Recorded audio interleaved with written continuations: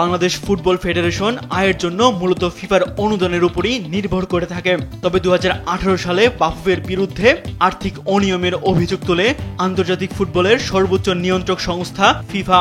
ফলে 6 বছর ধরে ফিফার আর্থিক অস্বচ্ছতার তালিকায় ছিল বাংলাদেশ ফুটবল ফেডারেশনের নাম। তবে আজ শুক্রবার থেকে থাকছে না সেই নিষেধাজ্ঞা।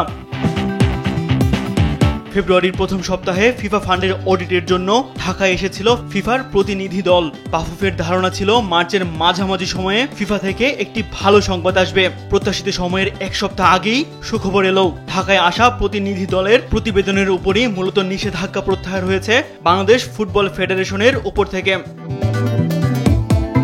নিষেধাজ্ঞা সময়ে বাফুফে আর্থিক অনুদান পেলেও তা থাকতো নজরদারিতে। ফিফা ফান্ডের অর্থ আসতো কয়েক কিস্তিতে। তাছাড়া টাকার অঙ্কটাও খুব বেশি ছিল না।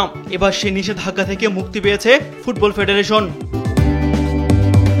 বাফুফের এই কমিটির দায়িত্ব নেবার পর এটি নিশ্চয়ই স্বস্তির খবর, কারণ বাফুফে এখন থেকে শুধু নিয়মিত অনুদানই পাবে না, বরং ফিফার অন্যান্য উন্নয়ন প্রকল্পের জন্য আবেদন করার সুযোগও বাড়বে। তাসবিহ শরণ, স্পোর্টস ডেস্ক, দিস টিভি।